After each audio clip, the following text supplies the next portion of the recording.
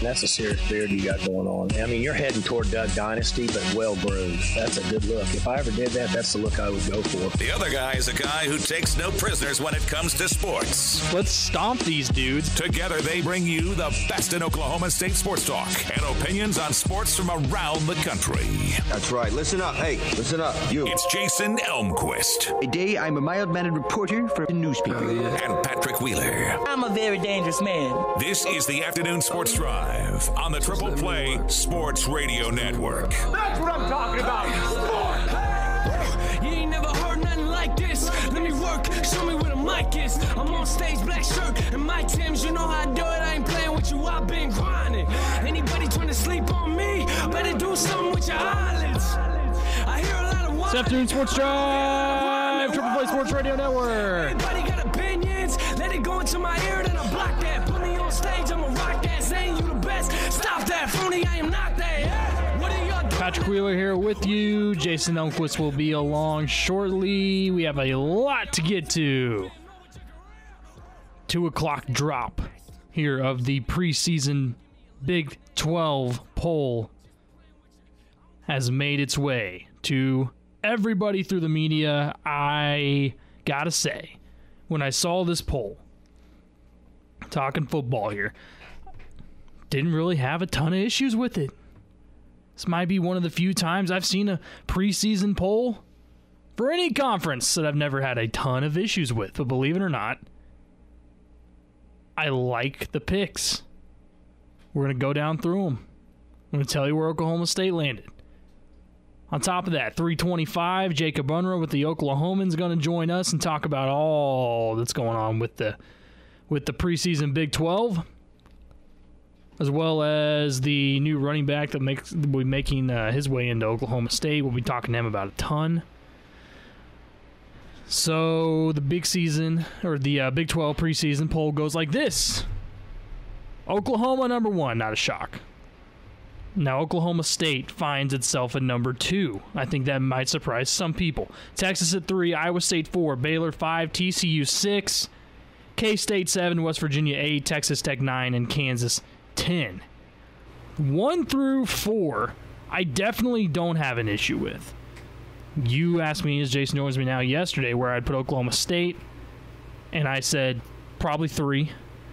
But I wouldn't have had any issues had they put him at 2. I think that's definitely, you can back that up. Now, Texas at 3. I've seen lists where Texas has been at 4 before this. So 3 to 4, yeah. I think Iowa State sitting at 4 has a real shot at that 3 spot. But Texas at 3, I get it. We talked about it yesterday. Sometimes, there's been multiple times, Texas really hasn't lived up to the expectations as of late. Tom Herman's still there, and then Sam Ehlinger. It's going to be interesting to see what he can do.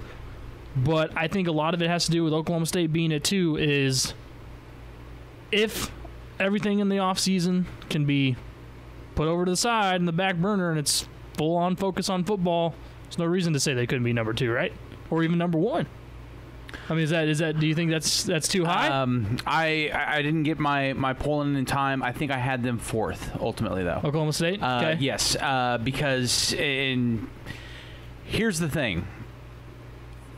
The approach with OU is everyone, even OSU fans, a lot of OSU fans think of it as until something changes, you have to put them, just like with KU basketball. Yeah. Well, why would I think Oklahoma State can be a top 2 team when the trend of late has been they're nowhere near that in the Big 12? Mm-hmm. Since winning the Big 12 championship in 2011, the past 8 seasons, they've only finished in the top 2 in the Big 12 twice.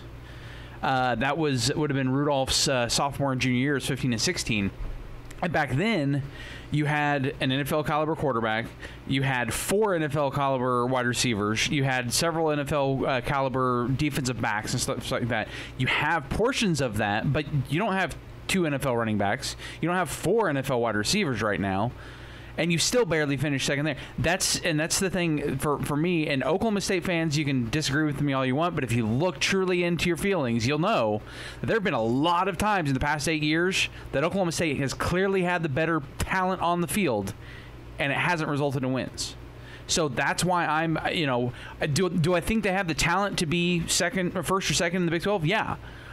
But the trend tells me that something's going to have to change for that to happen. Well, for you, since how long you've been here, does this rate as one of, if not the most talented team for Oklahoma State? Looks like they're going to field 15 and 16 is going to be your and again, top. they finished second. But again, that was before you had the Big 12 being able to actually have a title game with just the 10 teams. But then you go back to even Rudolph's senior year, the first year that they have the top two meet up, and you finish third in his senior year, and that's when that's when there was playoff talk even back then. So that's why I'm hesitant on Oklahoma State. Again, I think they have the talent, but it takes more than talent to win in the Big 12. Because here's the thing we got to keep in mind is past few years, Texas and Iowa State's head coaches have gotten the number for Mike Gundy and Oklahoma State. So that those two teams are instantly your top competition for the number 2, and they've figured out ways to win against you of late. So that would kind of hold me back. And here's the crazy thing is there's only and talking about trends and whatnot. There's actually 2 other teams that have had finished at least second or at least twice or more in the past 8 years. TCU is one of them.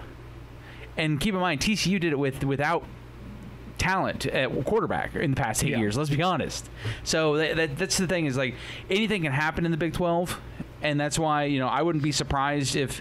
I think the biggest shock for me looking at this list though would be Baylor coming with a new head coach. I think there's a lot of uncertainty there.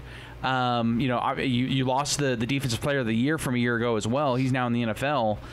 So I might have even flipped TCU and Baylor to put TCU at 5. But right now for Oklahoma State, they're going to have to show me something, because here's the thing is they've lost the last 4 seasons Big 12 openers, and obviously they lost the last 5 Bedlam games. That's based on that trend. If you go in with 2 losses, you have to either hope that some other teams suffer more losses, or and help give you some wiggle room, or you can't lose any other games. And even if you then, there's no guarantee that you're going to be finishing top 2. Yeah. I was kind of thinking the same thing with Baylor. I thought they were maybe a little high. There's been I've seen some lists that have thrown them even at 7 or 8 at some spots. I think honestly we got to remember how important a head coach is with the success that he had. It was like, okay, he really did hold quite a bit of weight. I might have even almost bumped TCU and Kansas State up, slid them up, and then put Baylor in at 7. Yeah, and again, I'm saying this as a KU guy. I think Kansas State right now, after what they showed me last year, I feel more comfortable with how they're kind of going based on the fact that I don't know what Baylor has going with the new coach. Yeah. If Matt Rule were back, I would even consider them as the favorite. Exactly. I would, if Matt Rule were still there, they would definitely be top 3. Yeah. But I like Chris Kleiman. I think that he has the opportunity to make something happen this year. But yeah, that's kind of where I was too with Baylor at 5. Iowa State at 4. Is that right to you, or should it be Texas? I think I want to say I had Iowa State at 2, but I also had them at 2 last year. I think eventually something's going to hit there, because you've got a good young coach. Brock Purdy, I think, because everyone's going to say, well, obviously last year they weren't that great. Well, they also didn't figure out they had a running back as good as they did until mid-season, and then they kind of went, finally started finding some footing there. So you have him, a great talent at quarterback. I'll be curious what they have at wide receiver. That'll be the big question mark. But they have the best tight end in the Big 12, regardless of what anybody says. They got the better Kolar, because Oklahoma State had older brother Kolar, John Kolar, who came here and didn't play ever. So I think, again, based on right now, this is all speculation of where we think teams could, how they can perform. I would right now have Iowa State as more of a number 2 for me, largely because I think they've got the better head coach of the 2, 3, and 4 right now. And again, they've also had, even though last year they didn't have the talent on defense, they still figured out ways to slow down these defenses in the Big 12 that we've talked about, for the past few years on this show, even with some listeners calling in, that Iowa State's defense, if they can hit with one or two talented guys, that defense is one of the best in the Big 12, if not the best typically. So if they've hit a couple recruits or evolved, had some guys improve over the offseason, that will help them as well. Iowa State, offensively, really explosive. I mean, so I'm fine with them being in the top 3. I'm kind of surprised. I thought they might bump 3 there, but they're sitting at 4. But looking at this list, I mean, do you think overall that the biggest surprise is Oklahoma State sitting at 2 instead of Texas? No, I don't think so. I think because again, this is media people. Ultimately, you had 90 media members voting in this, and when you look at, again, if you look at the talent, like I just said, if you look at the talent says this is a top 2 team. So I'm guessing that's what a lot of people are looking at is the talent aspect, where I'm looking at the full body of work and the track record of your head coach, of your assistant coaches, and stuff like that. And again, there's also, we talk about the question mark of Baylor, people saying, well, maybe Baylor's a little too high because they're under a new head coach. Well, then by that same logic, you have to say, well, in Oklahoma State, you don't know what you're expecting at offense because you have a new offense coordinator, like a first-time offense coordinator. Yeah. No, I think it's kind of the same thing when they see Oklahoma State and everybody does. They're like, okay, this, just like talked about with Iowa State, the offense could be really explosive. Yeah. I think a lot of it, as we talked about, it's going to depend on quarterback. If Spencer Sanders plays better ultimately, I mean, he had a good year last year, but stays healthy too. Yeah. And that's the question for everybody. Can you go through a full, who knows what the season's going to look like with a healthy Tylan Wallace, Spencer Sanders, and Chuba Hubbard, a 3-headed monster there. Right. Then you can go to the defense and look at that as well. With all that clicking, though, so when it comes from media and as, like you talked about, everything there, I can see, and that's why I'm not. If I would be completely honest, if I came on here and thought, Oklahoma State's way too high, bump them down. But 2, I mean, I think that's completely fine with me. Yeah, because I mean, my thing is, again, even going back to last year, you have a similar, pretty much the entire same roster as a year ago, right? Except for on your offensive line, which again to me is a big question mark. And remember, you lost to a team like Texas Tech, who again picked 9th this year. So I mean, there's too much inconsistency within this program right now to make me comfortably say yes, I believe they will finish in the top 2. I think they have as good a chance as Texas and Iowa State. To me, you can honestly interchange Oklahoma State, Texas, and Iowa State at number 2, 3, and 4. I mean, you can put it in any order you want, and I probably wouldn't totally disagree. If you took one of those 3 and slid them outside of the top 4, I might argue. TCU, I think might. That's TCU's one of those. Don't be surprised if they suddenly find themselves in there, because Gary Patterson, it seems like every 4 years finds some genie in a bottle that grants him a wish to have just a good enough offense to go with his usually stacked defense. So that's a team that, again, based on talent and what they have returning, I don't think is a top 5 team necessarily right now, but you never know. Yeah, 7 through 10, I think is kind of a jumble. You throw it in there, and it's not really. You're pretty much, your locks are going to be Oklahoma 1, Kansas 10. Other than that, there's some movement down there that wouldn't be really big. What I find fascinating though is technically Kansas did not get picked 10th, I believe, in every single poll, because technically they would have 90 points instead of 100. Because you would only have gotten 1 point for all 90 people voting. So a couple of them actually picked Kansas not to finish dead last. So wow. Good for those media people really going out a limb there. It's like, you know what? My hot take of the offseason. Yeah, I really like that. Kansas doesn't finish last. Yeah, Kansas, let's put them ahead of some team for some reason.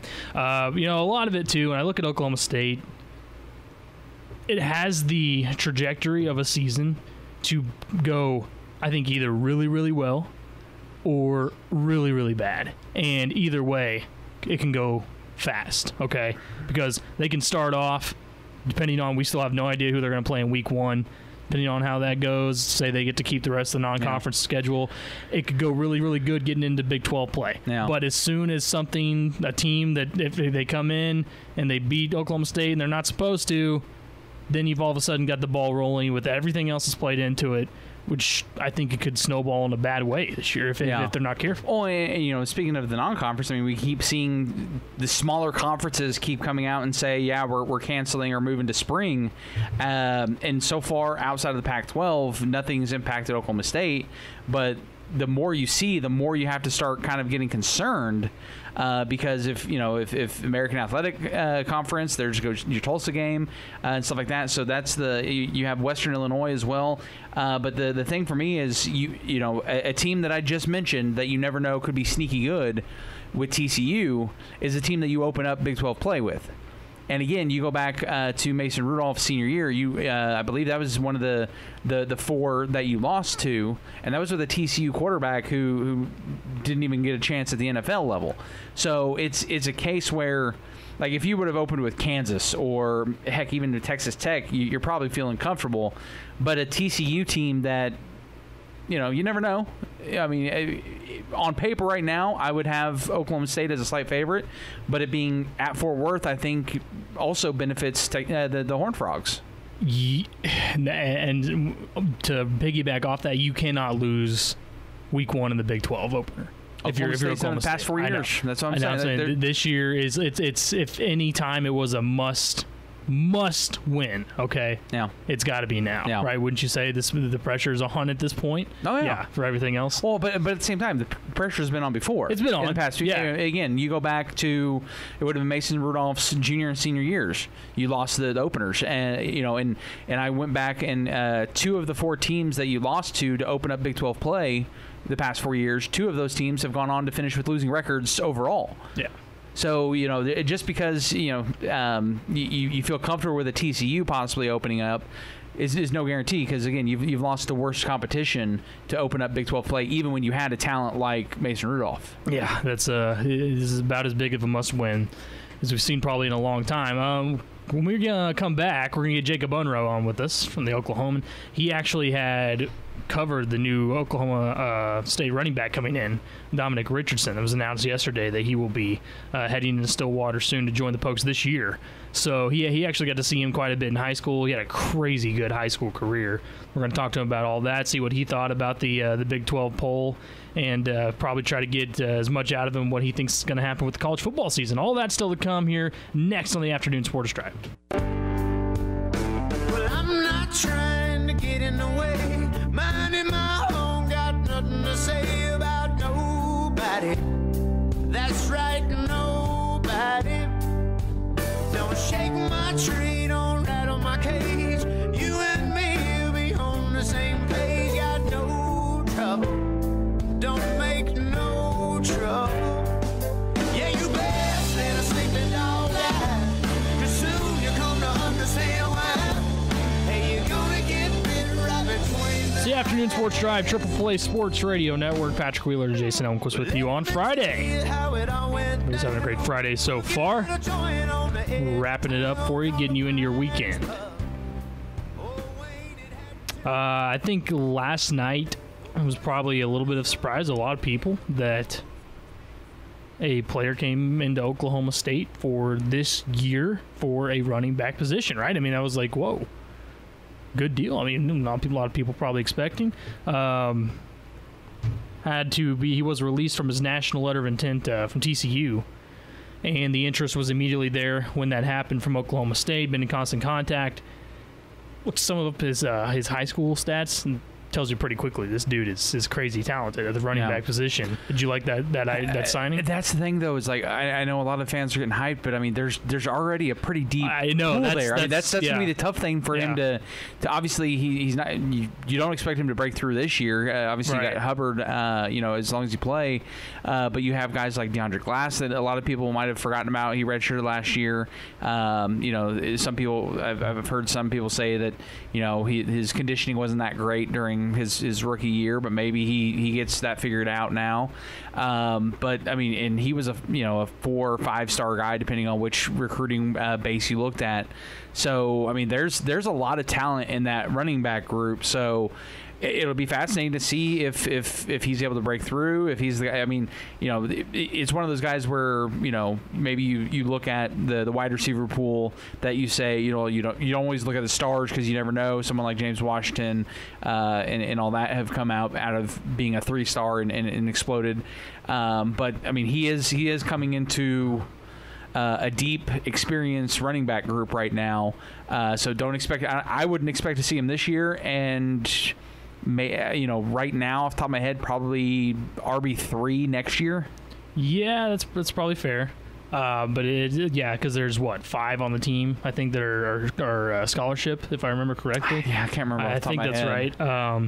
And so you've got a pretty deep pool there at that position. And when Chuba's your number one, it's going to be a little bit before you get a break. But definitely a solid signing coming in from Bishop McGinnis from Oklahoma City, and in his 4 years, he had a total of 6,926 yards, and he scored 80 touchdowns. So that dude was all the offense at Bishop McGinnis. Yeah, I mean, he was highly sought after. I know OSU was making a push for him. Obviously, he ultimately chose TCU, backed out of that because TCU got it's kind of similar. TCU got a late addition at the running back position from a stud running back, and that's what led him to ultimately back out of his commitment to TCU and ultimately choosing here. But I mean, it's it's not like he's coming into a thin position here, though, either, like I've said. So, I'm pulling up the roster at running back.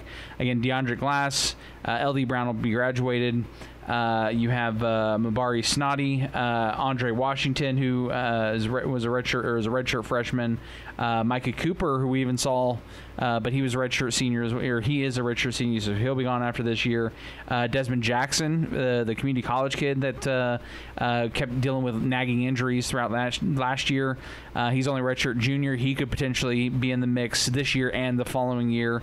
And then obviously Chuba Hubbard, and then you have Darius Salters. So, I mean, they're looking at it, the running back coming in, it's looking like it's going to be 2 year. This year he's going to redshirt. I would assume is lock it down now. Maybe gets an opportunity the following year, but maybe in 3 years is where you see his biggest impact coming in. Yeah. So it's going to be down the road, but definitely a solid signee as we are here on the afternoon sports drive, and we're going to get on to our guest, as Jacob Unruh will be joining us now from the Oklahoman. Jacob, thanks so much for taking some time. We just got done talking about the new running back coming in, Dominic Richardson, and I believe you said right that you covered him in high school quite a bit. Yeah. First, thanks for having me.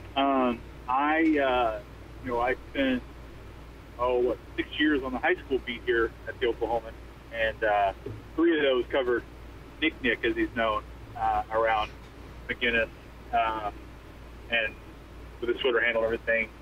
Covered him for 3 years, and honestly, as I said on Twitter, honestly, he's the best running back I covered in those 3 years of the state. And I saw pretty much every top running back that was recruited those 3 years, and I had always been a big supporter of saying he was the best in the state. What would your best guess in terms of getting a chance to break through with Oklahoma State down the road? When's your best guess of when that might happen for him? Well, that's an interesting question. Obviously not this year. Yeah. They're pretty set at running back, but he's kind of a nice little icing on the cake, or a topper for this recruiting class. They didn't have a running back technically. Zach Middleton was a guy that they were talking about putting a running back from Bishop Kelly in Tulsa there, but he's not as big. He's not as strong. He's just not the prototypical running back that you see with Dominic Richardson. And so I don't know that next year necessarily, but I think in maybe 2 years you might see him really start to emerge as an option. I mean, I'm not going to throw next year out of the question, but I think safely you could say 2 years. Jacob Unruh joining us here on the afternoon sports drive, Triple Play Sports Radio Network. What did you think of the Big 12 poll was just announced, preseason poll for football? Did you like Oklahoma State coming in at number 2? Yeah, that seemed about right. I will be honest that I did not get my votes in this time. I was on furlough that week of the poll was sent out to media, and I missed the deadline by the time I got back to it. So don't feel guilty, Jacob. This is Jason Opquist. I was on vacation that week as well, so I didn't get mine in time either. Okay, not alone here. Yeah. but I would have put OSU at 2 in my poll. It's OU. You just kind of almost got to treat them like the Jinx Union with the west side of the state. I'm going back to high school analogy there. Until someone can really prove they can beat them consistently, you kind of stick with them, and that's what I would do in that situation. And Texas at 3 was about right, and Iowa State at 4 I thought was interesting. With Baylor and TCU, and they're in the mix too. That's kind of the 3 that you can kind of see falling in any range right there. But you got to like what Iowa State was coming back to with Purdy and Charlie Kolar and guys like that I kind of like that spot for them a little bit too. But yeah, the top 3 for sure, I think we're right on. We had the All Big 12 team announced yesterday. Were you surprised to see that Eamon Okwuegbunam was not recognized by the media as one of the top 3 linebackers? That's a name that did surprise me a little bit. I kind of thought he had earned a little more consideration. I don't know how much consideration he got from people. I mean, maybe he just missed it or whatever. But he and Malcolm Rodriguez were so consistent last season tackling alone. I mean, they just didn't miss tackles, and they made big plays when they need to. And Eamon especially. Eamon really emerged as a guy that I think has really kind of solidified a chance to play at the next level. And I don't know how much longer he's going to hang around, and so you kind of think maybe he should have deserved a shot there. Take a Unruh here on the Afternoon Sports Drive, Triple Play Sports Radio Network. Were you surprised at all to see Chuba as the preseason Offensive Player of the Year? No. You kind of wondered if Ellinger might get in there a little bit, but Chuba, Chuba is. I know Heisman odds and betting odds and stuff kind of have Spencer Rattler in the mix there too at OU, but Chuba is clearly the Heisman favorite from the Big 12. So to me, it makes sense that he would be the Big 12 Offensive Player of the Year. I mean, he was the nation's leading rusher last season, and everything that he did, and how he carried OSU offensively, he's the best returning player offensively. He deserves that award for sure. Do you have a team in mind that you want to see Oklahoma State play in Week 1 now that Oregon State's out of the mix? Oh man, that's tough. I saw Alabama tossed around. Yeah, well, first let's break that up into 2 parts then. So what would you think of that? Well, I mean, I would love to. I guess I would love to see it in a way, but for Week 1, I don't know that Mike Gundy would love to see it. Let's put it that way. Maybe a bowl game, sure, but that early in the season when you're still, especially with everything going on the way it is with the pandemic right now and stuff and training, the idea of playing Alabama Week 1 would be a little terrifying. And so I get why they maybe not want to do that one. But it would surely draw a lot of eyes to the program, and if they win, it's a huge statement to open the season when you've got this kind of team coming back that they have. But wouldn't almost this instance be the best opportunity to go after an Alabama, because the different quarterback, obviously they don't have their marquee running backs that they usually do, and obviously they're without their 2 top wide receivers from a year ago as well. I mean, they are experience-wise depleted from a year ago, so maybe this is your chance to take a shot at them. I can see that. Yeah, I mean that makes sense. But also I could see it too as what if you lose the first game of the season, and really already damage your playoff chances. Right. Is kind of how I think a lot of people would probably view that. Me, I'd rather see the great matchups. I would be all for it for a matchup with Alabama, because I think it's going to be way better than whatever FCS team they play later. But it's I can see that, but I still think BYU is the one that's going to come into play the most with this. It just seems like it adds up well. It's a good, solid opponent, and will draw a lot of eyes to it, especially on a Thursday night. If they can keep it on a Thursday night, I think that one seems to match up the most to me. I've thrown this idea out there, and I'm curious what you think about it, but if they were also, like we talked about, to grab Alabama, and let's say they come away and they find a way to beat them, do you think that would ultimately change the beginning of the season narrative from, we don't know where the questions still rely on, head coach, running back, off-season problems, all that, to, oh my gosh, they must have got it together real quick because they got out there and Mike Gundy and Chuba Hubbard are best friends and just beat Alabama? I mean, absolutely. It does change that, but then, like I said, they're going to think about it too. What if they don't beat Alabama? That's going to hurt the narrative even more. They're like, because what they go out there and it's a disaster. Right. You have all this stuff that you're working through, with schemes and things like that, and it looks so much like a disaster to people. You think it's more than just rustiness than the fact of the pandemic and things like that, and that's troublesome too. It could go either way with a matchup like Alabama, which I think is fun in itself. When you really think about it, I think that puts a lot of eyes on a program that's got a lot to prove this season. We were talking about awards and preseason watch lists and whatnot. We find out today that Jelani Woods is a preseason for the Mackey for top tight end. And I know around here for the past several years, Oklahoma State fans have called in and asked, when are we going to get Jelani Woods involved? When are we going to utilize the tight end more, the cowboy back more? Do you think this is the year that Jelani Woods becomes, the next big cowboy back option for Oklahoma State? I mean, you keep waiting for it, right? Yeah. It seems like, I know he had the big drop at Texas, but other than that, though, he was really good last season when they used him. And there's always the belief too, and then Jenny Carlson, my colleague at the Oklahoman, always says that the tight end is always open, and it's almost always true, especially with Jelani. And if you get him more involved, I think they get him more involved. I think they get Chuba more involved in the passing game. I think you see some more of that stuff this season that really kind of open things up for Chuba to run the ball more. It's going to be interesting. He's got a long way to go on that list, I think, because I still look at someone like Charlie Kolar at Iowa State and how good he is. He's your prototypical tight end, and and then they use him a lot, and so. But I think you'll see more Jelani this season. I like to think so, at least, because I like watching the big man catch the ball and run. Oh yeah.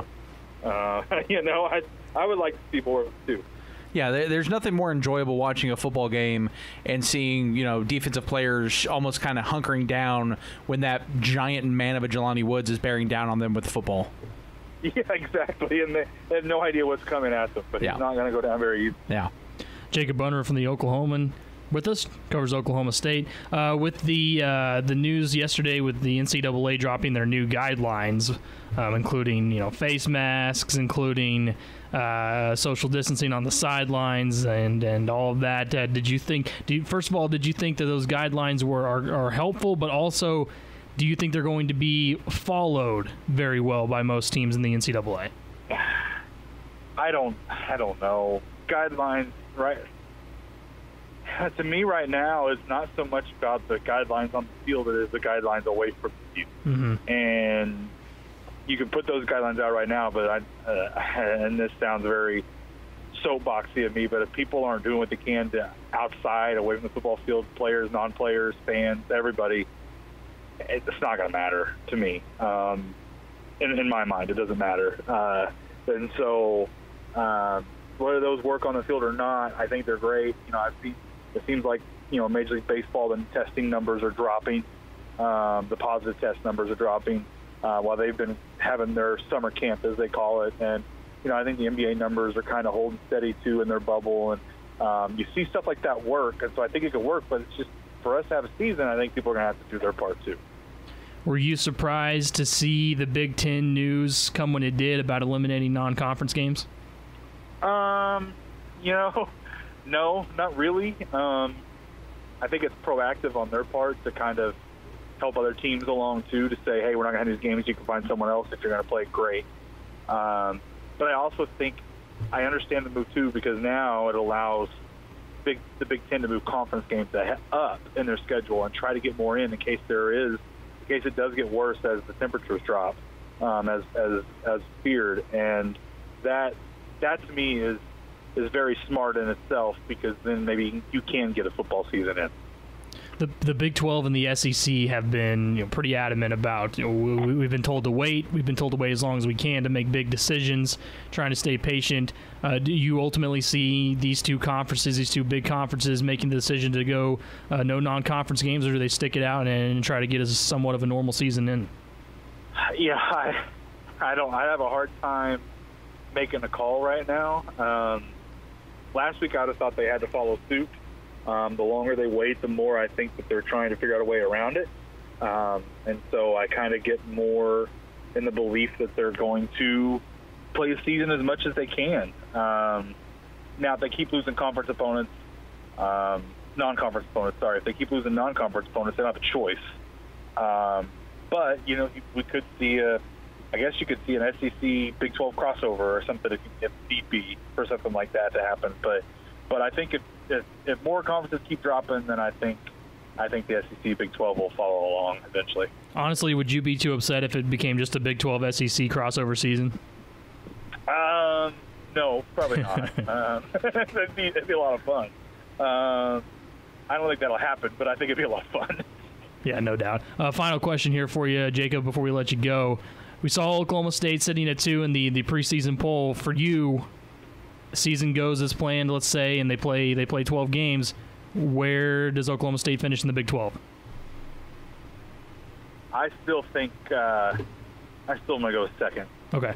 I think they could lose OU or they get tripped up somewhere else. But I think second is the spot I'm sticking with right now.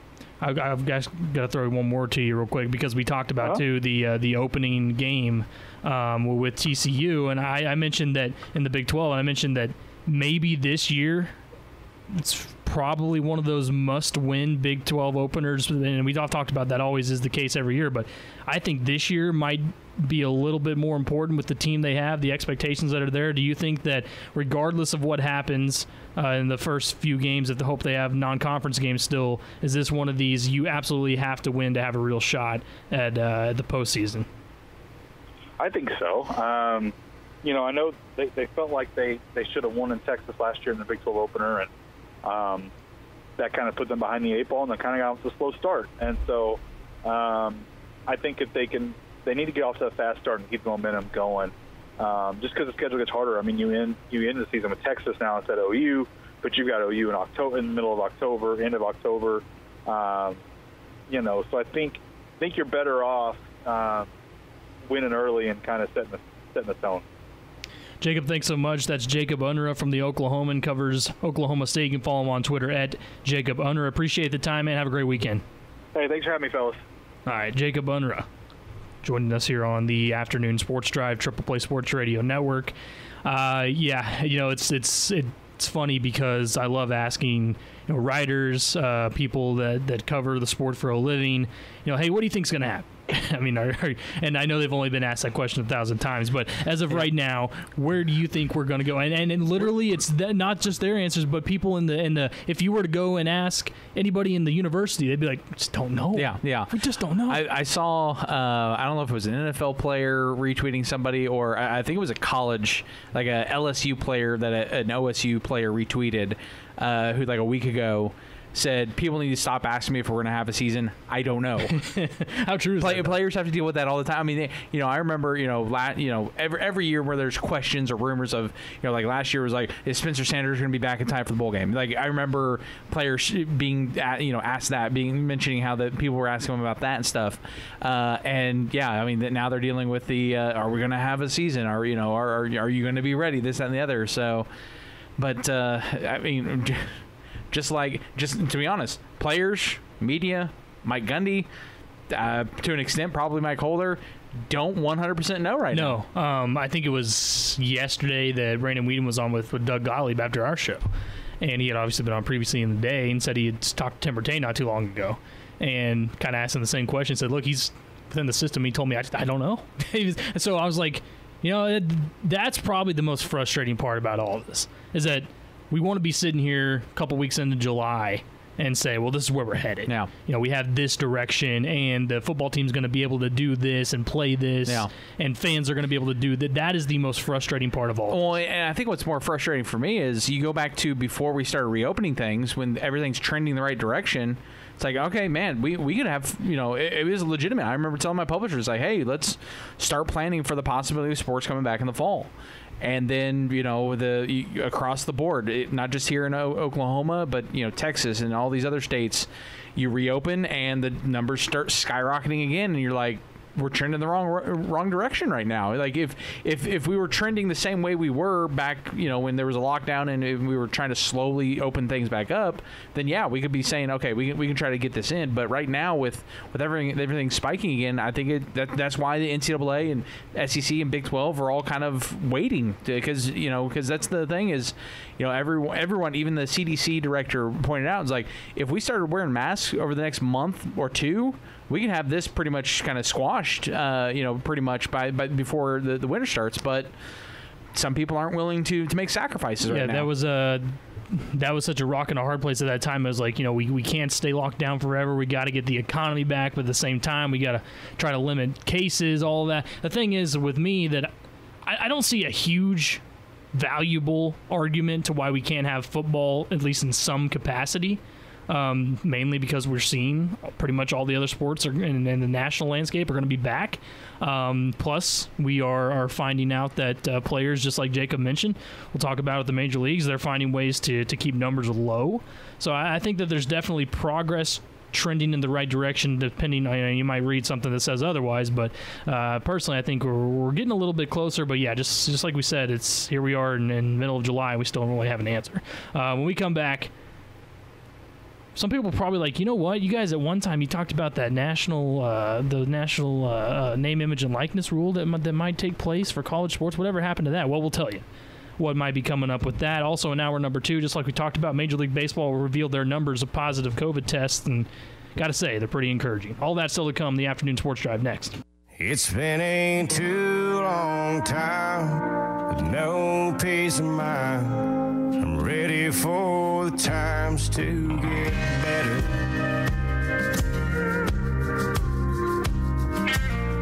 I've got to tell you, I've been racking my brain, hoping to find a way out. I've had enough of this continual rain.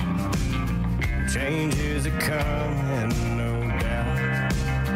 It's been a too long time with no peace of mind, and I'm ready for the times to get better.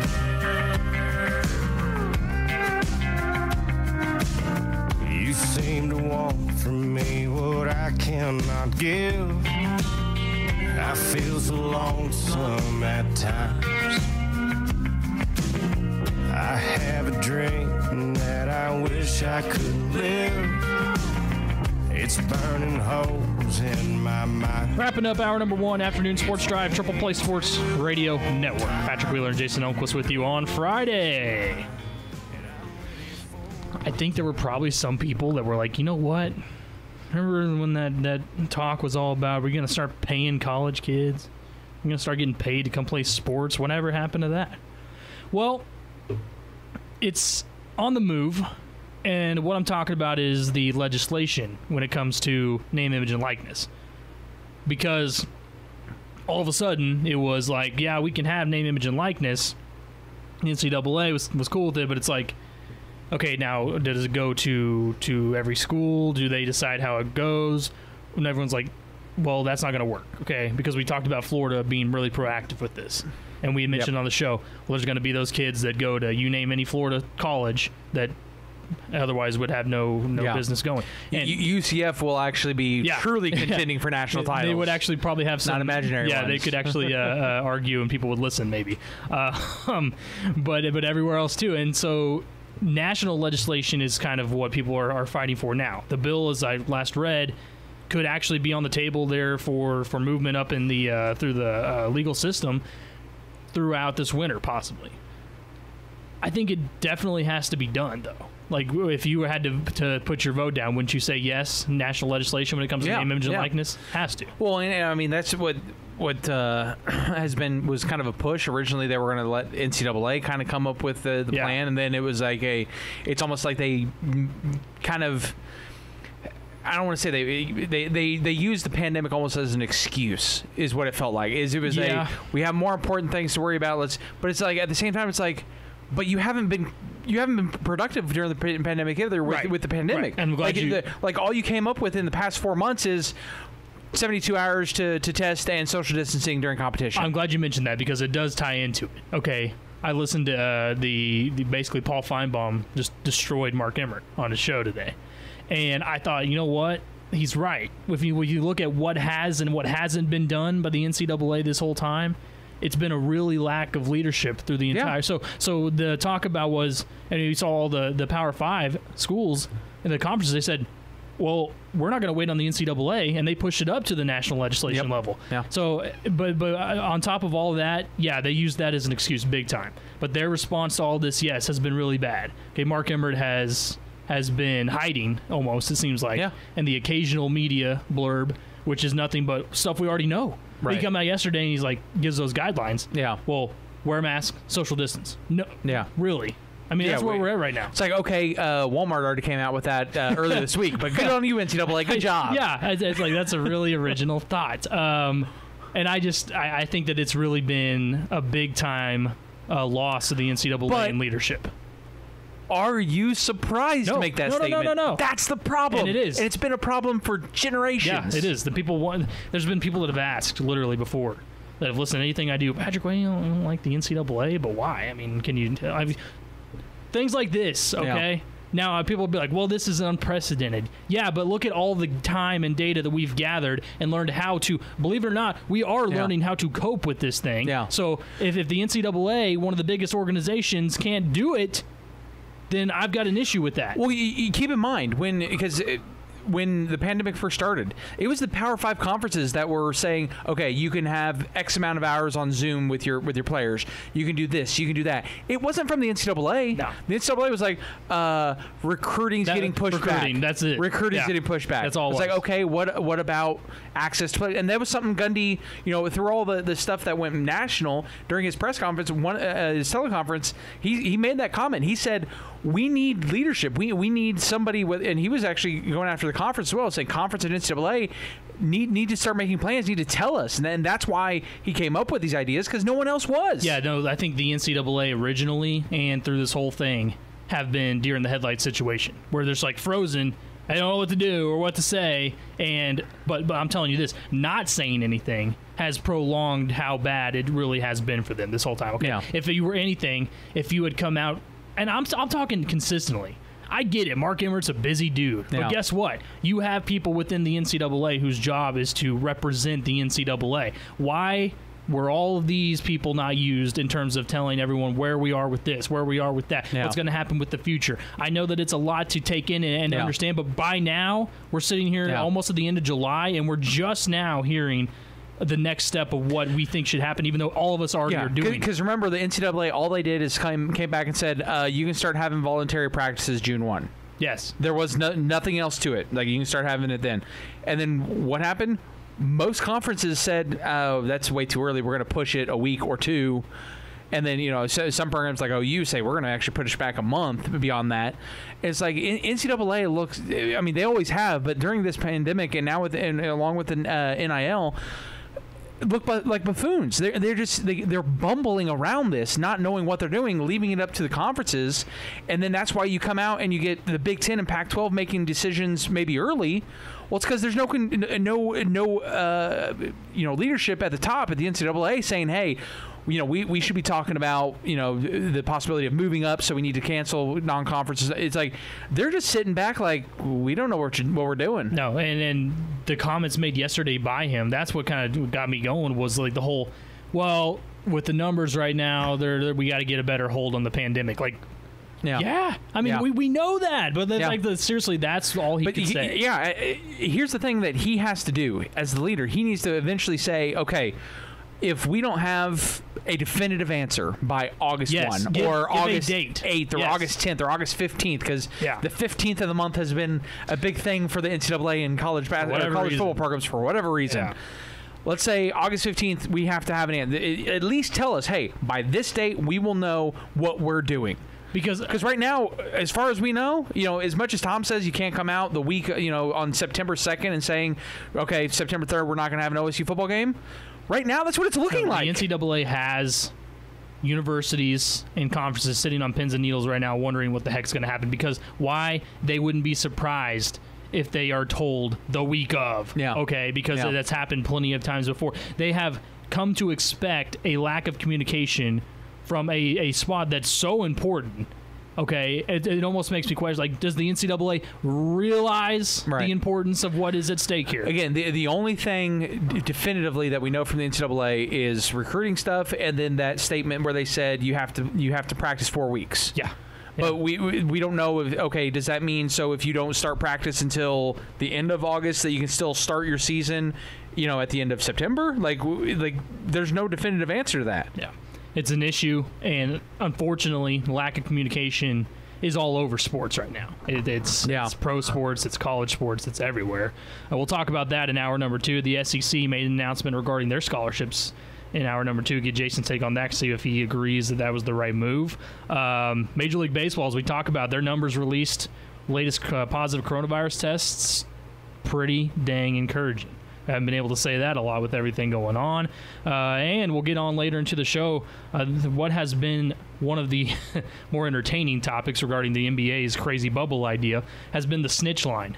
And I'm going to ask Jason later on what it would take for him to call the snitch line. That's next on the Afternoon Sports Drive. Now I hit the scene, they like lights, camera, action. Living in a dream, now my music, they be blasting. Step out, I'm a star, always in the latest fashion. Had to set the bar, try to catch me lacking. Bank account for my son, he won't have to struggle. It's hour number 2, Afternoon Sports Drive, Triple Play Sports Radio Network. Patrick Wheeler, Jason Elmquist here on Friday. Hanging out with you. Thanks for hanging out. Wrapping up your week, getting into your weekend. You're in the right spot. A lot to get to in hour number 2 here. The SEC announced right before we came on that they do plan on honoring all scholarships, even if players decide not to play for fall sports. I think I get it. I think that honestly that should probably be across the NCAA. Right. And it's another thing they should speak up on, isn't it? Yeah, that's something they should have spoke up on, I don't know, when they first announced that spring sports were going to get to keep their extra year of eligibility. It's like, hey, if this is still around, you're going to be, you're not going to be penalized. And that's the thing is, like, we've made this argument because there have been coaches who've come out and said that that they wouldn't. This is the first time we've seen a conference fully mandate it, but we've also questioned, does that impact? Truly going to make an impact. I mean, our players, our student athletes, our 18-year-olds, 19-year-olds, who, especially in football, who think that, hey, I have to play because otherwise I'm not going to get an opportunity to start, not going to get an opportunity to go to the NFL, make money for my family. Do I fear that I'm going to be, punished in a way by my coaches because I'm more worried about my health than playing? I mean, I think you're still going to have – it's going to help because you have your conference behind you, but and that's where it comes down to the hopefully if a coach is – putting the pressure on the player, as much as people were critical of Hubbard, hopefully student athletes now are getting to a point where they feel that their voices are going to be heard if they come up and say something, to where if a coach says, at Kansas State, if a coach says, we need you to play, well, then go to Twitter and say, my coach, I told him I don't feel comfortable. My coach told me I need to play. Like, hopefully, as bad as that sounds, hopefully we've gotten to that point, because otherwise those coaches that we know will possibly do that won't be held accountable. Yeah, I think that it's going to not be used a ton. I say that because, one... Right, I'm not saying it's going to be a rash, but there could be several who do that. One, because, let's be honest, I think most athletes, if you were to ask them, probably 99% would be like, yeah, I'm going to play, or yeah, I want to play. Yeah. And that'd probably be across all sports, especially football. I'll be interested, though, because, I mentioned to you during one of our breaks in the first hour, Tyrann Matthews doing a, Ask Me Anything type of thing on Twitter, and he was asked about, J.J. Watt's tweet, which I think we're going to get to later today, and he made the comment that, he wants to play, but he can't dismiss the health of him, his families, his teammates' families. And it's, we always talk about on the show, the trickle-down effect, when it comes to rules and, the flashy wide receivers the NFL led to flashy wide receivers all the way down and stuff like that. If more NFL players come out and say, I want to play, but I'm worried about my family, I'm worried about the health situations, if that makes a trickle-down effect. Because, I think that was part of the reason you saw Chuba Hubbard and a lot of the college athletes voicing out their opinions during Black Lives Matter stuff, is you saw NFL, NBA, you saw, NASCAR, Bubba Wallace, you saw pro players and athletes start making those comments, so they kind of felt that that they can use their platform as well at the college level. Yeah, and look, some of it might have to do with the experience, the age factor. Tyrann Matthew has been around a lot, and he sees it more. I think it's going to be more than your average. And I'm not saying that all these young college football players are just don't care or whatever, but it's probably going to be more the case in professional athletes. I think too that a lot of these guys just assume that everyone, for instance, professional athletes, just assume that everybody understands that they care about the health of everybody, including their family and all that too.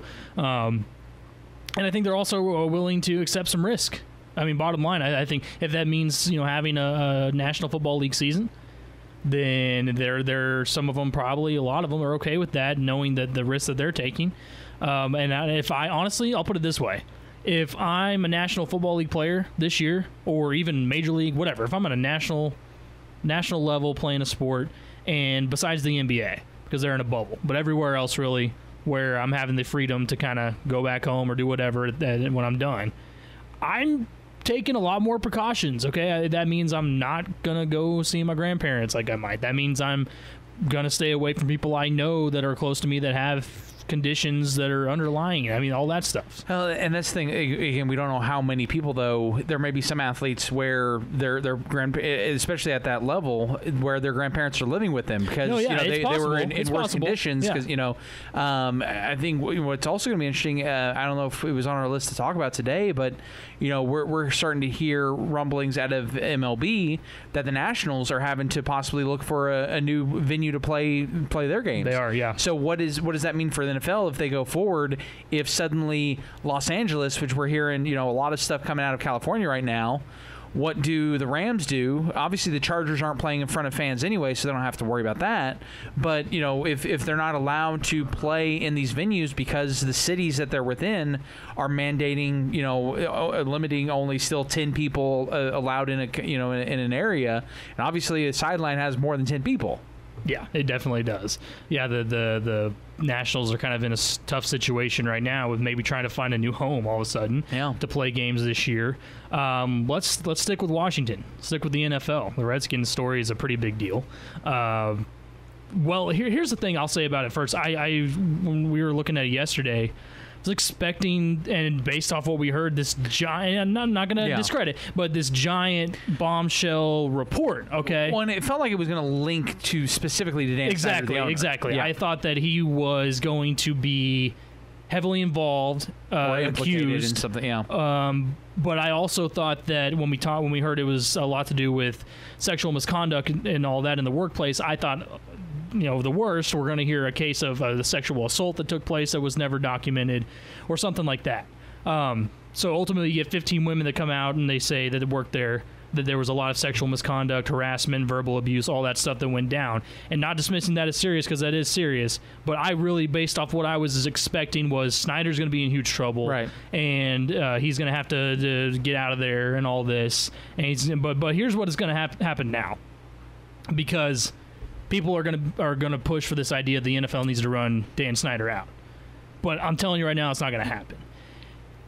He was involved to the point where that's his team.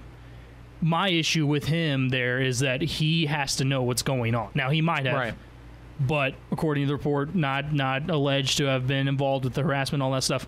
He has to have a better grasp of what's going on in his organization. To me, that's unacceptable. Well, and I think what could lead to the owners pushing him, making a push for him to get out is because a couple years ago, which I don't remember hearing about, but I believe it was the New York Times had a story several years ago where cheerleaders for the Washington Redskins were basically ushered to, they most NFL teams do like a swimsuit. That was in it. That was part of it. Yeah, that was mission. Mm-hmm. Yeah, but that's the thing is, like, this isn't a first time offense. I mean, there's documented history of sexual misconduct geared towards women within this organization, and at some point at the top, you have to. Somebody has to take the blame at the very top if this is a continuing thing, because again, this is under different coaching staffs and whatnot. Obviously, people are talking about Jay Gruden right now, but the previous incident wasn't under Gruden. But at the same time, you also people making the same argument that nothing's going to happen, because we saw even worse from Robert Kraft, but it was slightly different because it was Robert Kraft and it was the Patriots. Yeah, do you think that those people are more accurate in saying that, well, if nothing happened with Robert Kraft at a more serious level, federal level? Yes, I think they look at that, and they also look at the Mark Cuban situation. If you remember, his was a much more serious issue too, and he still got to keep the team. So I think they look at these different issues and they go, well, but the thing is too, Snyder got lucky. I mean, with his name not directly being attached here, that's, to me, it's going to be enough to where he's going to skate by. And also him coming out today and saying, I'm going to make it a point of fact to change the culture. Yeah. That was his basic response. Which, I mean, okay. But and the quote I saw was, that's why we brought Ron Rivera is to change culture. Right. Then at that point, I'm like, okay, so then you actually did know about it. If you're saying that's the reason you brought in Rivera is to change the culture of the organization, so did you hear these rumblings and not report them? I think you knew about obviously something that was going on, and I've seen this argument. I wonder what you think about this. That is it possible that the whole name change had something to do with all this too? Meaning he knew this was going to come down. Out in front of it, Let me get some good PR out in front. Do you think it's possible? I think that's very possible, but I think there was, and that's why I also think that that could be another reason the NFL owners try to push him out. Is I don't think the name change would come in unless FedEx did something. Because it was after FedEx made their announcement. But then the fact that you have minority owners invested in the Washington team that are trying to sell off. That's also, I think, to me, would be a big red flag as an owner of another franchise of saying, okay, something's wrong here if people who have the money, who know that they're going to make a lot of money for years ahead. I mean, people want to be owners of NFL franchises. Yeah, oh yeah. And that the CEO of FedEx is saying, I'm out. I want out. And this was before, because that's the thing is, like, the reports of the CEO for FedEx wanting out came about the same time where the Redskins were saying, we're going to change. So it makes you wonder, did he know that there was something more involved, and that's why he was pushing to sell as well? They talked about all these people that were removed or have left. For instance, the Redskins organization were, in his inner circle, basically. Okay, so that, to me, I mean, it's naive to think that he didn't know at least something was going on, okay, or had heard rumors, or someone in his inner circle came up and said, "Never believe what I said to this female." Yeah, because again, there's documented evidence with this story. Tweets between I think it was like the GM or assistant GM or something like that, basically straight up telling a female employee that he's going to grab her butt and stuff like that. Right. I mean, it's clearly inappropriate conduct within the workplace. Senior VP Chief Content Officer Larry Michael was one. Director of Pro Personnel Alex Santos was another. Scouting Assistant Richard Mann II. And I also, the radio play-by-play guy, I forgot his name now, but he left as well. And Look, I'll say it here too. We have to remember these are allegations, but there has been talk about when 15 females come out, and it's probably why something's wrong. And then again, you see the text. You're like, okay, yeah. If there's that's definitely a bit of a fire. There could be some bigger fire to it. As much as everybody loves to talk about situations like this and look, I think that there's a line drawn because of where also we've moved on in society. At one point, as we all know, probably really not that long ago, this type of thing is just tolerated. Well, and here's the thing though, you got to keep in mind, because as a manager, there is actually laws in place. Like when I became technically a manager of the news press, the sports editor, I had to take a sexual harassment course where it was a case where even if somebody's not directly under me in the whole construct of the management aspect, even if it's a female or male in a different part of of our department of our office or whatever, if I do anything that could be construed as sexual harassment, I could be fired and ultimately, be sued and whatnot. So, and it's anything. I mean, it could be something as just simple as, giving somebody a neck massage because they said their neck hurts. If they felt it was inappropriate, it can happen. The stuff that we're seeing from some of these is far beyond that line that, from the course that I took. And again, that was 8 years ago. And we've had female and male workers that I've talked to about this stuff, and I've said, hey, if you ever see me or anyone, you need to report it. And again, I don't know if it was directly reported, these incidents, if they were covered up. If there was a cover up, that's where Dan Snyder might have an issue. If you come out and find out that these 15 women tried to report it to the franchise and the franchise just kind of blew it off, then Dan Snyder might be in trouble. I remember from what I read, I think that wasn't really the case. This is kind of the first a lot of people are hearing of for instance, 15 different employees. Only one wanted to reveal her name. I think if in the story I saw, I thought it was most of them were former employees, but they actually had one current employee who actually commented on it, I believe. It probably was, also I think the case. Emily Applegate was a former marketing coordinator. She called it the most miserable experience of her life. So here's the thing. It's one thing to, and I think even in this day and age, to say to a female, hey, look very nice today. It's another thing to say you have a giant butt, right? I mean, obviously that so what gets me, and I know this happened in the past too, but what gets me is that, like, why do people think that we can get away with this in today's day and age? And that's the thing is we, especially us as men need to understand. And it's, I think it's beyond sex as well. It's also with race and whatnot. We've had I remember listening to Uncomfortable Conversations with a Black Man on YouTube, which is a great listen. Stuff like when you say that a black athlete or black coach speaks well for him or whatever, stuff like that. I mean, it's the same kind of case.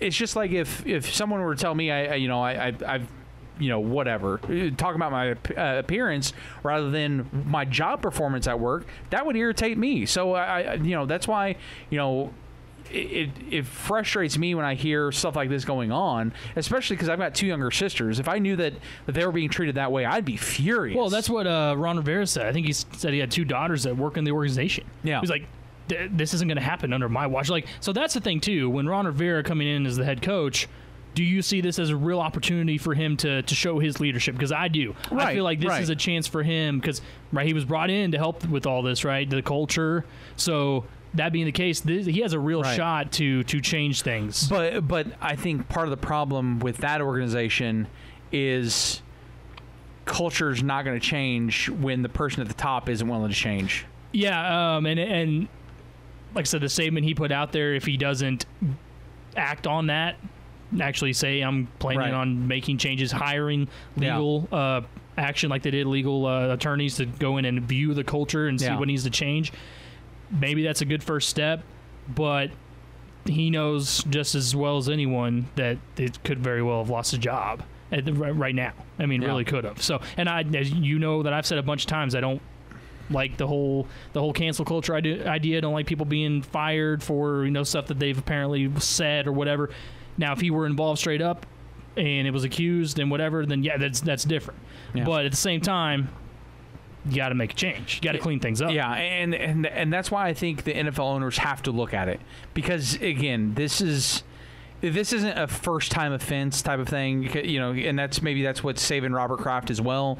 Is not only was it the Patriots, it was technically a first-time offense for him individually, but I mean, going back past 15 years, we've all known that shady stuff are going on around Dan Snyder. We've always felt that way. That's true. So now that you have something confirmed like this, and true, and essentially kind of a proven track record now, because when you go back to the cheerleaders situation as well, maybe NFL, because that's the thing, and that's what I find interesting with this situation, is if that were to happen with a football player, they'd be suspended for a year or two. We got to protect the shield, all that stuff. And it's like, okay, then why can't you take the same approach then with an owner? Yeah. It's because they have a lot more money than the players do. Yeah, it needs to be handled the right way. The Washington organization has been a mess for a long time, and it continues to be.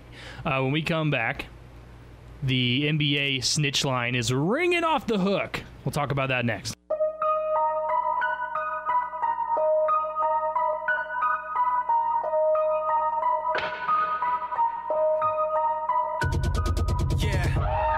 Levitating off the blacktop. Used to struggle getting started, now I can't stop.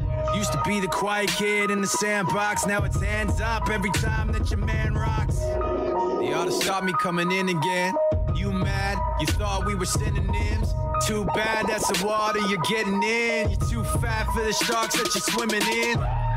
Where I'm sitting, welcome back to the Afternoon Sports Drive, Triple Play Sports Radio Network with Patrick Wheeler and Jason Elmquist. We were just looking up some golf scores here in the Memorial, because there are, what is it, like 7? It's like 7 former OSU golfers in this thing, I think, total. That's what I read. I had to go through and double check, because I didn't realize Bo Van Pelt's back out playing. Yeah. A lot of people may forget that he had taken a couple years off just for rehab purposes and whatnot. But I know he played last week, so I'm not sure if he's playing this week at all.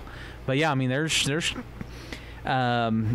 and that doesn't even factor in some of the guys that are still playing on the Korn Ferry, because they don't have a full membership yet to the PGA Tour. Guys like Christopher Ventura,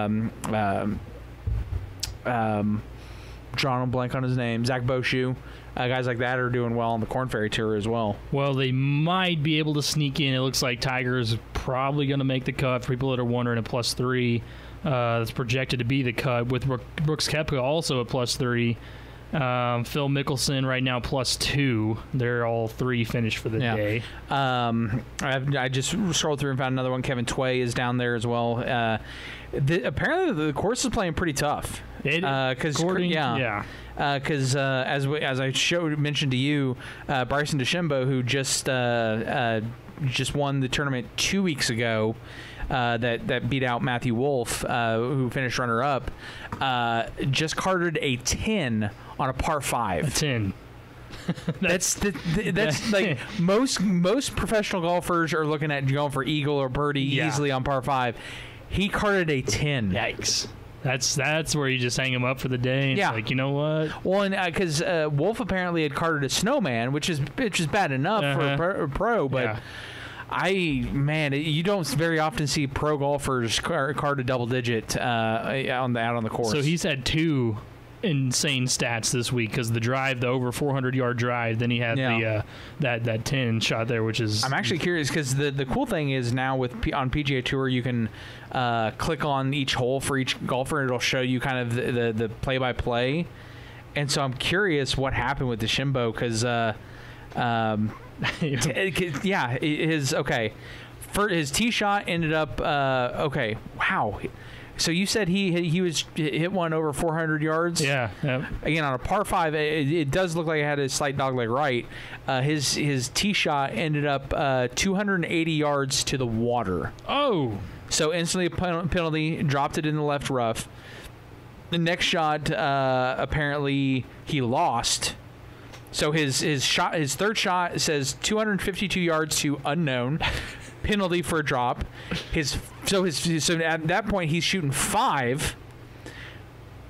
Shot 255 yards to unknown, lost another ball then for another penalty, and then ultimately 2 putts. Wow, that's a rough hole. Yeah, that's a really rough hole. He did not reach the green until his 8th shot. Oh man. I think we've all been somewhat there before, but not that well. I mean, he essentially lost 3 balls on one hole. Yeah, that's a tough day, man. Even pros. I mean, I've seen that out at Karsten Creek. Yeah, right. That's what I was thinking. But and by people like me, when we're out there for the OSU football golf outing, when we're playing with some, we're doing scramble, I've seen that, but never on a PGA Tour can I recall somebody who literally just won a tournament 2 weeks ago. Yeah. Lose the ball 3 times on one hole and finish with a double-digit score. The leaders right now, Ryan Palmer and Tony Finau. How do you say that last name? Finau? Yeah. Sitting at -9, and Ryan Palmer shot a -4 today. So right there at the top. And like I said, the cut is at +3. So for all you Tiger fans, he looks like he might be able to squeeze it. Yeah, Gary Woodland from Kansas is up there tied for 4th. But the big one, Victor Hovland, after a bit of a struggling day 1, he shot 2 over on day 1, which, again, isn't a bad thing. I mean, 2 over right now would still have you tied for 50th. So, I mean, the course is playing pretty tough. Yeah. Apparently 10 strokes on a par 5 tough. But Hovland, though, I mean, looking at it right now, he's with one hole to play.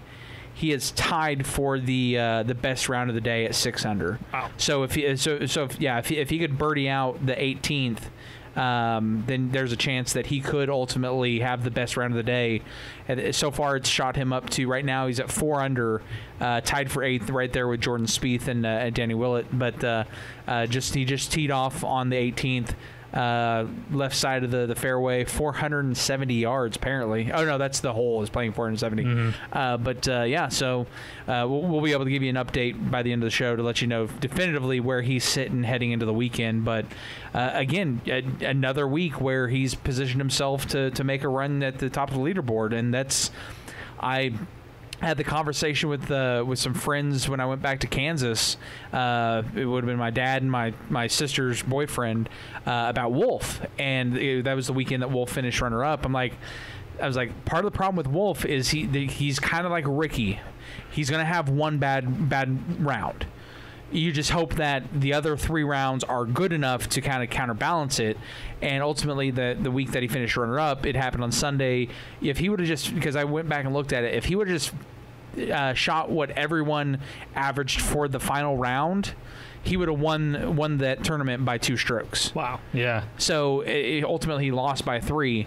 But that's why a guy like Victor Hovland, I've always felt a guy like Hovland has a better chance of winning more tournaments than a Wolf, because he's going to be consistent. There's a reason that the PGA Tour keeps tweeting out, this is what Hovland's rounds have looked like since the pandemic came back, and there were only 2, I think it was like 2 rounds since the pandemic, since they came back from the break. I think only 2 rounds in which he's shot over 70.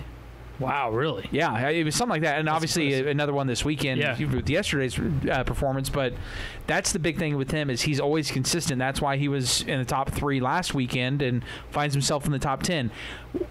Will that be enough to win a major? Because sometimes you have to be great all 4 rounds, and just being consistent isn't enough. But if you get lucky, there are some majors where you go out there, and if just being consistent, don't have one of those bad holes, bad rounds, that's enough to win, and Hovland might have that opportunity. It's going to be an exciting finish, as always, in the Memorial, hopefully this weekend, finishing up in a couple of days here, so make sure to stay tuned and see which OSU players might have a shot there. Okay, so the NBA snitch line. I like to call it the snitch line. Okay, we've called that from the beginning. The players have actually endorsed that name. Yeah. We saw the other day that somebody called, said Jimmy Butler. They knew it was him. He was dribbling too loud in his room. too late at night. Wait, seriously? Yeah, you can even snitch on that? You can snitch on anything, I guess. It's not just pandemic. It's oh my gosh. I'm hearing too loud of a noise, or he's doing that. Apparently, it's anything. Yeah. Interesting. Because did you see I can't remember which one it was, but one NBA player who accidentally broke his shower. He went to lift up the plunger or whatever to turn it from bathtub to shower, right, and broke that piece off. And it was like on Instagram or something like that. So he called the snitch line. No, well, he called it on himself because he tweeted out. It's like he had the pieces in his hand, looking into the tub, like, can somebody help me? Wow, I hadn't seen that one. Yeah. That's too good. I think that, honestly, they should be making like a show or something about just the snitch line itself, see what calls they field and everything. Dwight Howard came on Instagram and said he got in trouble, wasn't wearing his mask. Somebody called and told on him, and they said, Dwight, wear your mask, and now he has to wear it. So, but at the same time, that kind of goes along with the lines of peer pressure. I mean, if you want to have the rest of the basketball season, right? If you're the person calling up and snitching, it's probably because I want to play. Obviously, we need everyone to adhere to the rules. Yeah, see, I think that's probably the reason behind it. There's been talk of, we're trying to get a competitive advantage, some of these guys, calling on this person or that person. My question is for you then, would there be something that would constitute you calling that snitch line on somebody? I mean, what would it be? Would it be a guy that was consistently just refusing to not wear a mask? Or I mean, because that's the thing is, like right now, I mean, mask is the biggest thing that we know of right now that can help in some way, aside from just straight up everyone lock yourself in your house and never come out. Like, I mean, that's the closest thing you can get to to still being able to live our lives, is to at least wear a mask to help out, not just yourselves but everyone around you. Because that's the thing is, you don't know where other people have been and they don't know where you've been. So something like that, I probably would. The whole dribbling too loud, I don't know about calling the snitch line. Like that's I usually call the front desk of a hotel hey, my neighbor's being loud. Yeah. I don't know about calling the NBA and saying, hey, call him, get this addressed. But no, I would, if you see, especially if you're Dwight Howard, you're noticeable. Yeah. You're a very large man. Yes. You've been, your face has been in the NBA for so long that if you do anything wrong, somebody's going to notice it and probably call you up. If you're, the 12th man on the roster, you could probably get away with it, and nobody, unless they're on your team, would know that. Okay, why aren't you wearing a mask? Rudy Gobert called it petty. I think personally for me, if anything, I'd probably try to go to the guy personally or contact him personally if I could and be like, dude, come on, what are you doing? Let's take this serious. We want to have a season, probably more than I would call the snitch line, because I could see where some of it's probably petty. I mean, I feel like they have to have these 24-hour operators that are sitting there waiting, because there's some people that are just like ring, they're just calling on everything. Yeah. And at some point, it's like, who gets the graveyard shift? Exactly. Who's having to sit there at 4 a.m. just in case an NBA player for calls someone to call up? Hey, I just saw somebody sneaking out to get Postmates. Which was also a fantastic story with the Postmates. So the guy from the Kings, what was his name? I'll look it up right here. His name was, I've never heard of him before, Rashawn Holmes. Yeah, I've never heard of him. Some player for the Kings. So Kelly Oubre, who I have heard of, former KU player. Yeah, says, he tweeted out the other day, he said, to all my NBA bros, Postmates delivers to the hotel. You just have to go out and meet the delivery person at the hotel entrance. Security will not hold the food. Yeah, the food whack, but we here for a bigger purpose. Hope this helped. That was when all those pictures came out of the food. Oh, yeah, because the food is horrendous. And it looked the first looked really disgusting. So Rashawn Holmes goes and orders Postmates and crosses the NBA bubble line to get his Postmates delivered to him.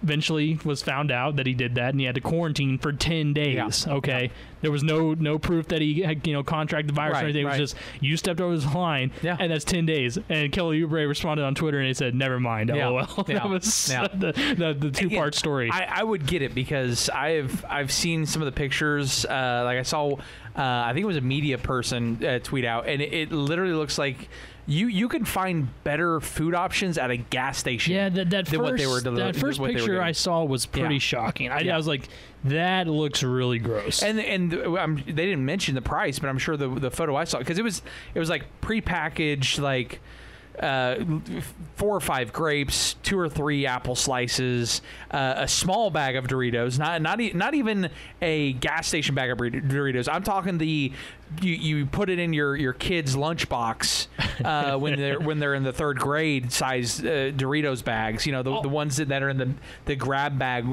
that you can buy.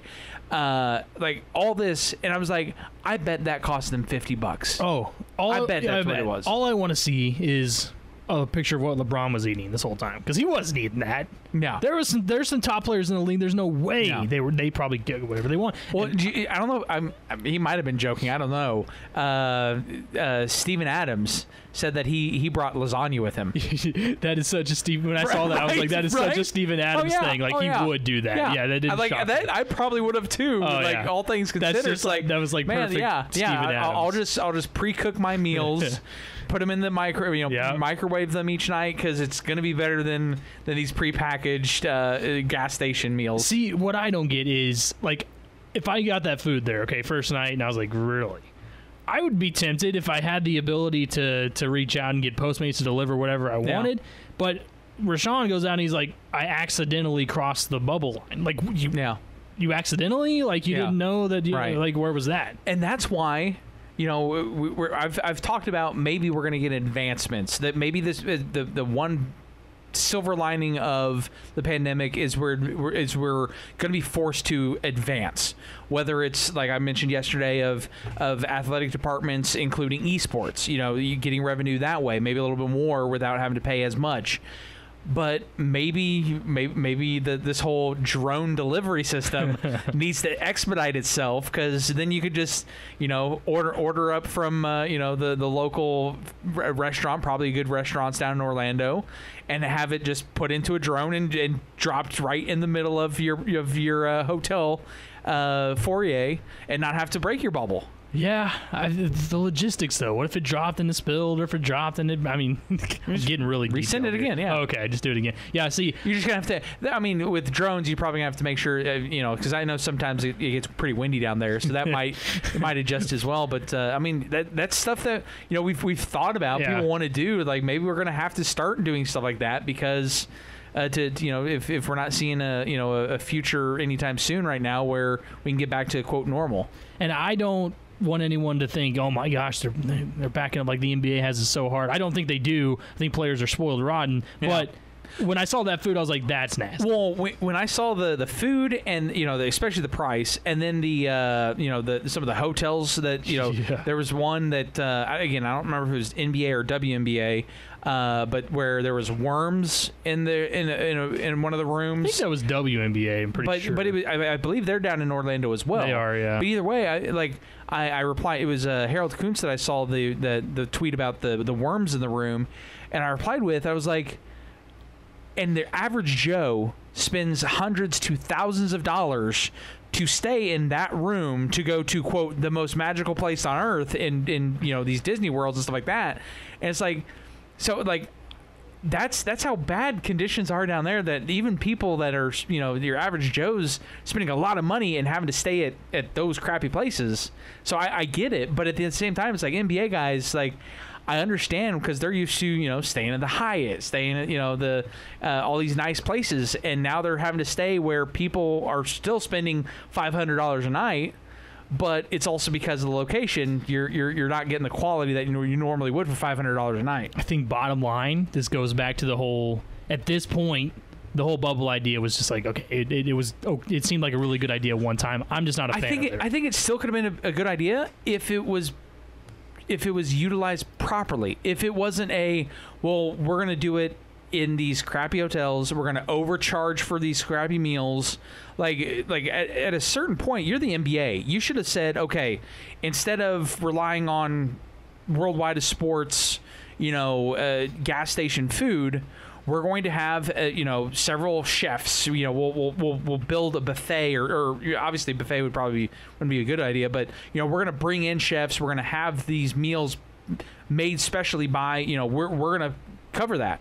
Instead, it's we're going to allow our good friends at ABC that are co-owned by Walt Disney and whatnot make a profit off of us because we've been out of the loop with TV games and whatnot, and overcharge you for meals.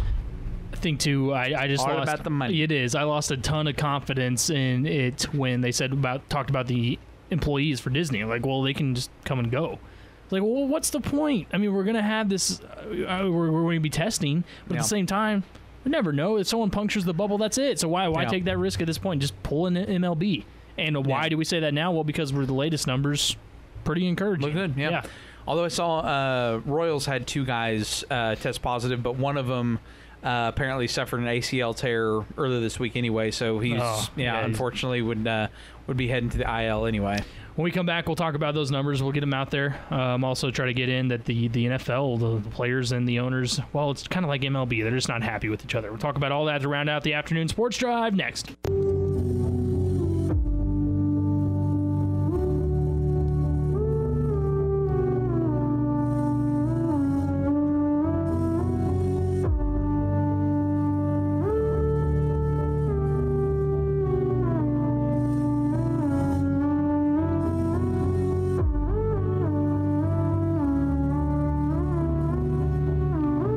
The afternoon sports drive here at Triple Play Sports Radio Network. Patrick Wheeler and Jason Elmquist finishing up the week here on Friday. I will admit, when I saw what J.J. Watt ultimately tweeted, there was definitely some concern for me of please NFL, do not pull what the Major League Baseball offseason withheld, and that was a mess. Okay, it still is. It has been, and we talked about it forever, but it was completely absurd the way that all that went down.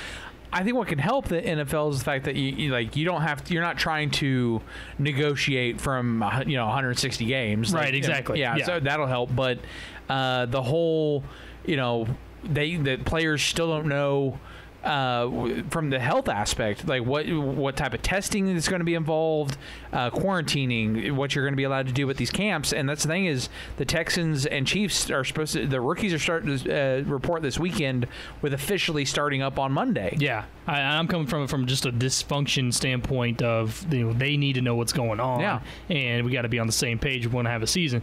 So what he said, because J.J. Watt's been on all these calls with he's been on 4, he said, NFLPA calls in the last 2 weeks with a bunch of other players. He said, here's what we know and don't know. 1, we want to play. We want to be as safe as possible. We have not received a single valid infectious disease emergency response from any team or the league. We don't know if there are preseason games or not. We don't know if there will be daily testing, semi-daily testing, etc. We don't know how a potential positive COVID test would affect contracts, roster spots, all that. Nothing has been agreed upon regarding what training camp will actually look like and how the ramp-up period will work. And then he finishes out with, again, we want to play. Patrick Mahomes quote tweeted and said, thank you. I think right there, what I just told you, in the face of the league says something. Maybe the NFL wakes up a little bit. Yeah. The problem with me has kind of been when the hit there was the preseason games. They talked about, the players said we don't want any. They said, well, we'll cut it down to 2. But look, if there's not going to be fans, there might be at some places, but if they're going to be lowered anyways, just cut the preseason games. Yeah. I mean, I said for a long time, and I know why they play them, because it's part of the season ticket holders package. They have to come play. Well, it's part of that, and technically. Because that's the thing, most of the games aren't nationally televised or anything like that. But it's an extra opportunity for these for some of the local TV stations to get some ad revenue on top, it is. and that builds into the why a certain channel is the quote home of the Chiefs and stuff like that. So that's part of it as well. Is they would be essentially impacting those agreements with those local TV stations and the ad revenue that would be coming to those stations that they have these agreements with. So that's something that has to be factored in as well, because that's the thing is NFLPA just tweeted out a statement as well and part of it mentions the fact that we understand that there will be money shortfalls this year, but we don't feel that the players should be taking the brunt of it. Because we're the product, we're taking the most risk. This is the full quote. I've heard that before. And so that's why I understand the argument. But here's the full quote this is from the NFLPA just coming out. Our union commissioned the best people to come up with the most comprehensive set of recommendations for return to work protocols. The health and safety checklist was put together according to an agreement we signed in March with the NFL. That agreement, along with our CBA, are in place to hold the NFL accountable to keeping players as safe as possible and reduce risk. Our job is to stand firm and push management to agree to these expert recommendations and hold them accountable to implementing the full health and safety checklist. We know that players are taking all of the risk by returning to work. We also know there will be a shortfall in revenues next year, but players cannot be asked to bear the full brunt of both the health and safety risk and the financial one. Mm-hmm. We are bargaining for fair and reasonable ways to soften the short-term economic losses in our business. Yeah. I think that's the smart thing from the NFL right now, the NFLPA right now, is they're taking the approach of what we're most concerned about is the health. Where in MLB we heard it was the money, it was the amount of games, blah, blah, blah. It's hey, we have these conditions, these protocols given to us by health officials. This is what we want to do, go forward with it. And apparently 3 days before training camp starts, or your first training camp starts, the NFL owners have not committed to the health and safety of those players. One of the most important parts of that statement from JJ was, we want to play. We want to make that clear that we're not sitting here trying to say we can't have a seat. We want to play. And on top of that, the one that needs to be probably targeted is very important. Is the whole they don't know. Like you said, daily testing. Is it going to be daily testing? Like, they need to know when we're going to get tested, when we have to get tested, all that. How are they going to try to get and that's the other problem though, is finding where you're going to be doing the testing. Where are you going to do daily tests, but is it going to take a week and a half to get the results? What's the results? Yeah. Or are you going to pony up to get, in with some, which may not sound right, but get in to where you have expedited results. I mean, there's all these things need to be figured out. And I think the owners are like, we're probably, their response probably we're trying, but it's got to be a little quicker than this. Like you said, with training camps starting up very, very soon. Switching your gears real quick, just positive news to send you out on your weekend from Major League Baseball. So 10,548 monitoring samples came in from players and staff last week for the coronavirus. 6 came back positive out of that number. That's a 0.05 positive percentage. That's big time. I think that if anything, they're saying, look, we're taking it serious. Because how else would you explain that? I think they're taking it real serious, and we're a week away from the game starting up. Right, I get it. What we're learning is essentially the bubble can work, at least at the pro level.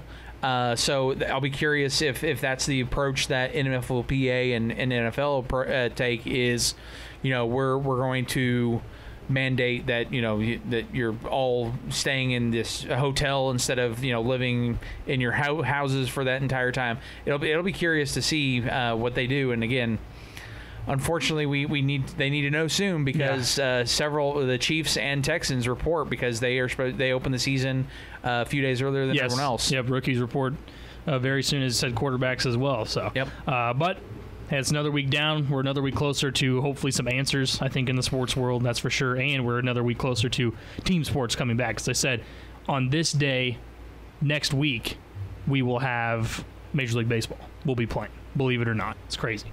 We'll actually be talking about scores and stuff. This is the Afternoon Sports Drive, Triple Play Sports Radio Network.